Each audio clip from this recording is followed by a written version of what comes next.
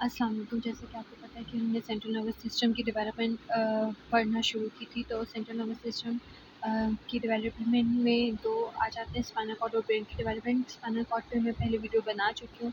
अगर आपने वो नहीं देखी तो टॉप राइट कॉर्नर पे आपको नज़र आ रहा होगा बटन, आप वहाँ से क्लिक करके उस वीडियो को पहले काइंडली देखना है, क्योंकि वो बेसिक वीडियो है। अगर वो वीडियो नहीं देखी होगी तो आपको आज का टॉपिक शायद समझ ना आए, ठीक है। तो पहले वो वीडियो देख के आप आ जाए दोबारा इस वीडियो पे और यहाँ से हम ब्रेन की डेवलपमेंट शुरू करते हैं। तो पिछली वीडियो में हमने कहाँ तक कर लिया था, अगर स्पाइनल कॉर्ड की डेवलपमेंट से पहले अगर हम मेन देखें तो एक न्यूरल ट्यूब कैसे बनती है ये मैंने आपको बताया था, ठीक है।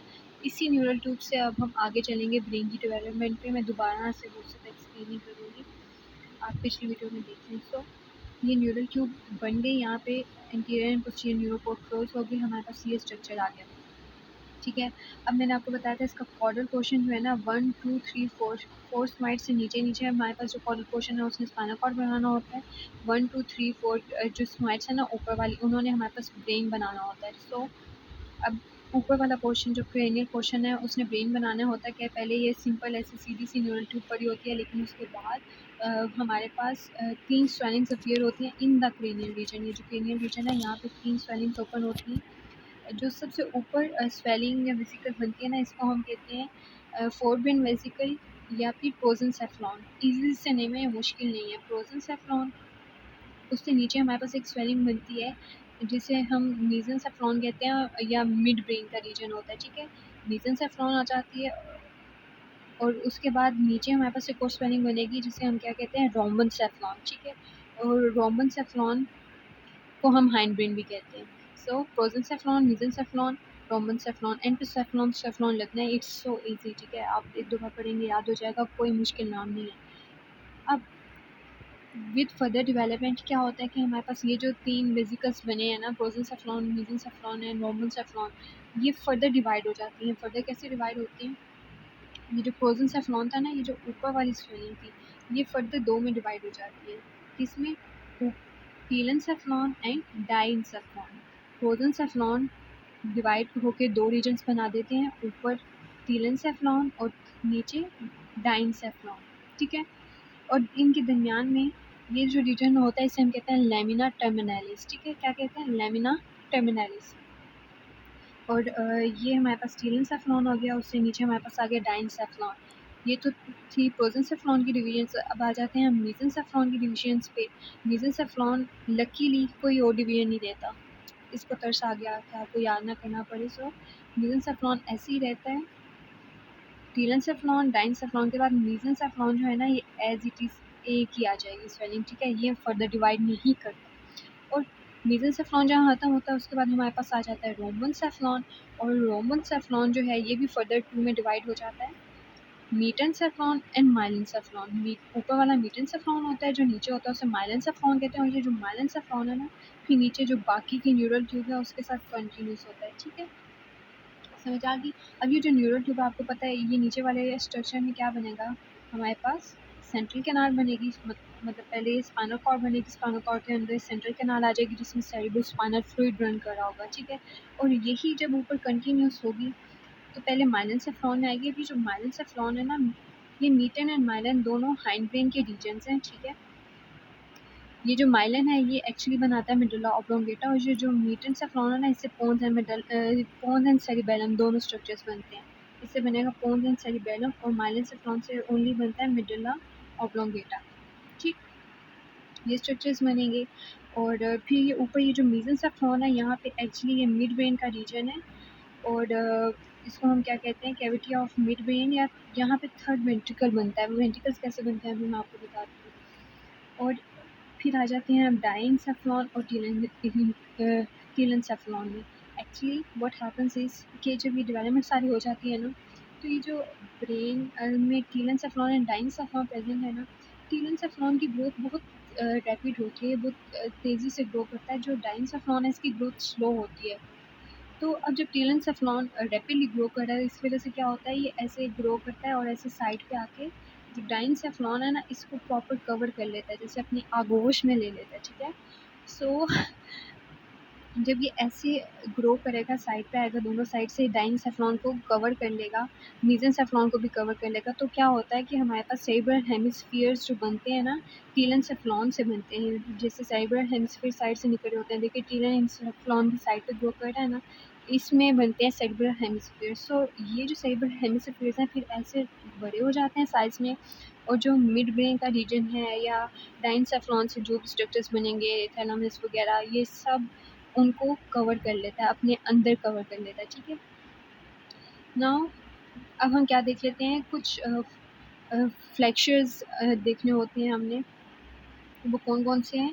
सबसे पहले ना मेसेनसेफ्लॉन मैंने आपको बताया, टीलेनसेफ्लॉन एंड डाइनसेफ्लॉन प्रोजेनसेफ्लॉन के पार्ट्स हैं, मेसेनसेफ्लॉन एज इट इज होता है, और मेटेनसेफ्लॉन एंड माइलेनसेफ्लॉन ये दोनों रोम्बनसेफ्लॉन के पार्ट्स हैं। सो अब हमारे पास टीलेनसेफ्लॉन एंड डाइनसेफ्लॉन आ गया, मेसेनसेफ्लॉन आ गया। अब मेसेनसेफ्लॉन एंड मेटेनसेफ्लॉन मतलब मिड ब्रेन का रीजन, और ये जो मेटेनसेफ्लॉन है ये हैंड ब्रेन का पार्ट है। इन दोनों के दरमियान में ना एक फ्रैक्चर बन रहा होता है, जिसे हम क्या कहेंगे, मेसन एंड मीटन के दरमियान में जो फ्रैक्चर बन रहा होता है उसे हम कहते हैं रोम्बोस्फेलिक इस्थमस, ठीक है। और उसके बाद नीचे अगर हम आए मेसेनसेफ्लॉन के बाद मेटेनसेफ्लॉन आ गया, और मेटेनसेफ्लॉन के बाद माइलेनसेफ्लॉन। तो अब मीटन और माइलिन के सेफ्लॉन के दरमियान में भी एक फ्रैक्चर प्रेजेंट होता है, जिसे हम क्या कहते हैं, पोन्टाइन फ्रैक्चर। एक्चुअली मैंने आपको बताया कि पहले जो न्यूरल ट्यूब है बिल्कुल ऐसे स्ट्रेट पड़ी होती है, एम्ब्रियो बिल्कुल ऐसे स्ट्रेट पड़ा होता है, फिर एम्ब्रियो फोल्ड करता है, उसका क्रेनियल साइड भी फोल्ड करती है, कॉरल साइड भी, ठीक है। वो कुछ एम्ब्रियो इस तरह का स्ट्रक्चर होता है, तो पहले स्ट्रेट पड़ी होती है न्यूरल ट्यूब और वो सारा एम्ब्रियो, फिर वो ऐसे कर्व करके थोड़ा सी शेप में आ जाता है, ठीक है। और उसी तरह जो हमारे पास न्यूरल ट्यूब है ना, उसकी भी फोल्डिंग होती है, पहले तो ऐसे ये सीधी पड़ी थी, लेकिन फिर इसमें फोल्डिंग होती है, कुछ इस तरह का स्ट्रक्चर बनता है, ठीक है। उसके अलावा ये वाला जो रीजन है, इसमें हमारे पास फोर ब्रेन वगैरह बनाना होता है, ठीक है, हेड बनाएगा ये सब कुछ। लेकिन इस फोल्डिंग के अलावा भी हमारे पास ना फर्दर ऐसी फोल्डिंग्स होती हैं, मैं आपको डायग्राम से दिखाती हूँ। ठीक, तो इस डायग्राम में देखें, ये 3 स्वेलिंग्स पहले अपीयर हो रही हैं, फोरब्रेन की स्वेलिंग, प्रोजेंसेफ्लॉन मिड ब्रेन की, मेसेनसेफ्लॉन हाइंड ब्रेन की, रोम्बनसेफ्लॉन, ठीक है। फिर इनकी फर्दर डिवीजन हुई, और ये कब होती है, इन द 5th वीक, ठीक है, 5th वीक में होता है ये सब कुछ। होगा क्या, जो प्रोजेंसेफ्लॉन है फर्दर डिवाइड कर जाते हैं इनटू टीलेनसेफ्लॉन और डाइनसेफ्लॉन। जो टीलेनसेफ्लॉन है इससे हमारे पास बनने होते हैं सेरिब्रल हेमिस्फीयर्स, एक यहाँ पे एक यहाँ पे, और इनको जो कनेक्ट करता है ये इसे हम कहते हैं लेमिना टर्मिनालिस।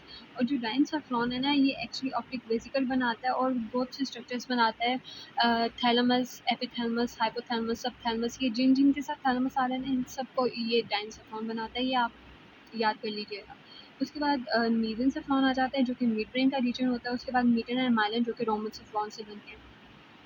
और यहाँ पे ये देखें, ये फोल्डिंग हो रही है। अब फोल्डिंग में क्या हो रहा है, कि ये हमारे पास एक्चुअली जो हमारे पास ये एंटीरियर वेंट्रल पोर्शन है ना, यहाँ पे हमारे पास 2 फोल्ड्स आ रहे होते हैं। एक हम कहते हैं इसको 2 फ्लेक्चर्स होते हैं, cranial fracture and the other one is the cervical fracture. जो सर्वाइकल फ्रैक्चर है ना, ये एक्चुअली जो हमारे पास माइलेनसेफ्लॉन है ना, जो बिल्कुल लार्ज पार्ट होता है, ये वाला माइलेनसेफ्लॉन, और ये जो हमारे पास स्पाइनल कॉर्ड होती है, इसके दरमियान में होता है, ठीक है। माइलेनसेफ्लॉन और स्पाइनल कॉर्ड को सेपरेट कर रहा होता है ये वाला सर्वाइकल फ्रैक्चर। और ये ऊपर हमारे पास क्रेनियल फ्रैक्चर प्रेजेंट होता है। उसी तरह हमारे पास 2 फ्रैक्चर्स, ये फोल्डिंग्स पोस्टीरियर साइड पर भी प्रेजेंट होती हैं डॉर्सली। एक्चुअली ये वैसे नहीं बनती, लेकिन जब एम्ब्रियो से फोल्ड हो रहा होता है ना, उसकी वजह से हमारे पास ये ग्रूव्स अपीयर हो रहे होते हैं, ठीक है ना। न्यू ओपनिंग्स नहीं होती है, बस इसकी फोल्डिंग वजह से ग्रूव्स बन जाते हैं एंटीरियरली एंड पोस्टीरियरली। अब यहाँ पोस्टीरियरली हमारे पास 2 ग्रूव है, एक ये है और एक ये है। अब ये जो हमारे पास एंड पे प्रेजेंट होता है ना, तकरीबन मतलब नीचे वाली साइड पे, इसको हम कहते हैं पोन्टाइन फ्रैक्चर। ये कहाँ पे प्रेजेंट होता है, एक्चुअली मीटन एंड माइलेनसेफ्लॉन के दरमियान में। देखिए, ये मेटेनसेफ्लॉन प्रेजेंट है, ये माइलेनसेफ्लॉन प्रेजेंट है, इसके दरमियान में हमारे पास पोन्टाइन फ्रैक्चर प्रेजेंट है। और इससे ऊपर अगर हम मूव करें, यहाँ पे मेसेनसेफ्लॉन का रीजन है, मतलब मिड ब्रेन का रीजन है। यहाँ पे मेटेनसेफ्लॉन का रीजन है, जिससे पोन्टल सेरिबैलम बनाना है। इन दोनों के दरमियान में, मेसन एंड मेटेनसेफ्लॉन के दरमियान में हमारे पास रोम्बोस्फेलिक इस्थमस होता है। अब हमने देख लेनी है कैविटीज़। बेटा मुझे याद है मेरी कैविटीज़। सो क्या होता है, मैंने आपको बताया वैसे लैटरल वेंट्रिकल्स जो है ना और सेंट्रल कैनाल, इसमें मैं स्पाइनल कॉर्ड पे ऑलरेडी एक वीडियो बना चुकी हूँ, बल्कि हर एक वेंट्रिकल को मैंने अलग से एक वीडियो में डिस्क्राइब किया है। वो प्लेलिस्ट आपको टॉप राइट पे नज़र आ रही होगी, आप वहाँ से एक्सेस कर सकते हैं, ठीक है, आप वो वीडियो सारी देख सकते हैं। वापस आते हैं अपने टॉपिक की तरफ। मैं यहाँ पे आपको ब्रीफ सा बता देती हूँ कि यहाँ पे ये टेलेंसेफ्लॉन की स्वेलिंग से हमने आपको बताया, यहाँ सेरेब्रल हेमिस्फीयर्स बने होते हैं, और सेरेब्रल हेमिस्फीयर्स के अंदर दोनों साइड पे हमारे पास लैटरल वेंट्रिकल्स होते हैं। एक ही साइड पे होता है, एक ही सेरेब्रल हेमिस्फीयर में होता है, ठीक है। ये दो लैटरल वेंट्रिकल्स होते हैं, ये जब सेरेब्रल हेमिस्फीयर से आगे आते हैं ना, यहाँ पे यहाँ नीचे की तरफ आते हैं, तो ये एक ऐसा स्ट्रक्चर बना देते हैं। ये हमारे पास होता है थर्ड वेंट्रिकल, ठीक है। थर्ड वेंट्रिकल भी ऐसे नीचे कंटिन्यू करता है, मिड ब्रेन में आता है ऐसे। ये सारा तो डाइनसेफ्लॉन ही है, ठीक है। ये मिड ब्रेन में आ गया, मिड ब्रेन में ये पतला सा स्ट्रक्चर बनाता है। यहाँ पे थोड़ा ब्रॉड था, यहाँ मिड ब्रेन के रीजन पे आके थोड़ा पतला हो जाता है। फिर मीटन एंड माइलेनसेफ्लॉन के लेवल पे आके मीटन से हमारे पास स्पोंजिन सेरिबेलम बनता है, माइलिन से हमारे पास मेडुला ऑब्लोंगेटा बनता है। ये मैं बार बार इसलिए बोल रही हूँ ताकि आपको याद हो जाए। सो यहाँ पे आके ये जो कैविटी है ना, ये दोबारा से इस तरह एक्सपेंड करती है और ये फोर्थ वेंट्रिकल बनाती है, और ये फोर्थ वेंट्रिकल के नीचे स्पाइनल कॉर्ड पर या उसमें जब कंटिन्यू करता है तो ऐसे ये सेंट्रल कैनाल बना देता है, ठीक है। इस तरह से ये सारा हमारे पास वेंट्रिकुलर सिस्टम होता है जिसमें सेरेब्रोस्पाइनल फ्लूइड रन कर रहा होता है। अब मैं आपको बताना ये चाह रही थी कि ये जो टीरेंसेफ्लॉन है ना, जिसने सेरेब्रल हेमिस्फीयर्स बनाने हैं, इसके अंदर लैटरल वेंट्रिकल पड़ा है, तो हम इसको क्या कहते हैं, कैविटी ऑफ लैटरल वेंट्रिकल, ठीक है, या टीरेंसेफ्लॉन, लैटरल वेंट्रिकल या कैविटी ऑफ टीरेंसेफ्लॉन, ठीक है।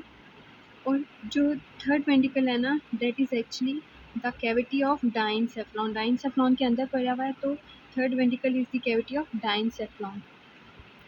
फिर मिड ब्रेन के रीजन पे हमारे पास पड़ा होता है ये पतला सा पोर्शन, थर्ड वेंट्रिकल जो है ना वो थोड़ा पतला हो जाता है मिड ब्रेन के लेवल पे आके, तो फिर इसको हम सेरेब्रल एक्विडक्ट कहते हैं, ठीक है। और इसको हम कहते हैं कैविटी ऑफ मेसेनसेफ्लॉन या कैविटी ऑफ मिड ब्रेन। जब ये आती है मीटन एंड माइलेनसेफ्लॉन के लेवल पे, तो ये एक्सपेंड करती है इस तरह से और फोर्थ वेंट्रिकल बनाती है, तो इसे हम कहते हैं कैविटी ऑफ हाइंड ब्रेन या कैविटी ऑफ रोम्बेनसेफ्लॉन, ठीक है। फोर्थ वेंट्रिकल कैविटी ऑफ रोम्बेनसेफ्लॉन होता है, और फिर आगे हमारे पास सेंट्रल कैनाल आ जाती है। एक्चुअली ये जो अगर आप न्यूरल एनाटॉमी स्मेल्स को लेके चल रहे हैं, तो यहाँ पे एक टेबल बना हुआ है, यहाँ से आपको हर एक के डेरिवेटिव्स याद कर लेना है। लेकिन अगर आपके पास ये बुक नहीं है, अगर लैंगमैन वगैरह है, तो ये भी टेबल मैंने यहाँ बनाया हुआ है, आप ये अगर ड्रॉ कर लें तो यहाँ से आपको सारी डेरिवेटिव्स याद हो जाएंगे, ठीक है। फोर्थ में टीलेंसेफ्लॉन एंड डाइनसेफ्लॉन में डिवाइड करता है। टीलेंसेफ्लॉन सेरेब्रल हेमिस्फीयर बनाएगा, बेसल गैंग्लिया बनाएगा, हिप्पोकैम्पस बनाएगा, और डाइनसेफ्लॉन से थैलेमस वाले जो भी स्ट्रक्चर्स हैं ना, थैलेमस, हाइपोथैलेमस, सब थैलेमस, वो सब इसी से बनते हैं। उसके अलावा pineal body, infundibulum, optic vesicle, ये सब उन्हीं स्ट्रक्चर्स में आ जाते हैं, ठीक है, ये बन रहे होते हैं। मिड ब्रेन से हमारे पास 3 स्ट्रक्चर्स बनते हैं, टेक्टम, टेगमेंटम, प्रोसेरिब्राई, ठीक है, ये तीनों स्ट्रक्चर्स बनते हैं। और हाइंड ब्रेन से हमारे पास फर्दर 2 स्वेलिंग्स बनती हैं, मेसेनसेफ्लॉन, माइलेनसेफ्लॉन। मेसेनसेफ्लॉन ऊपर वाला पोर्शन होता है जिससे हमारे पास कॉन्सोल सेरिबेलम बनता है, और माइलेनसेफ्लॉन नीचे वाला पोर्शन होता है जिससे मेडुला ऑब्लोंगेटा बनता है। नेक्स्ट अब हम डेवलपमेंट ऑफ हाइंड ब्रेन देखेंगे पहले। वीडियो अच्छी लगे तो लाइक ज़रूर कीजिएगा। Thank you so much. अल्लाह हाफ़िज़।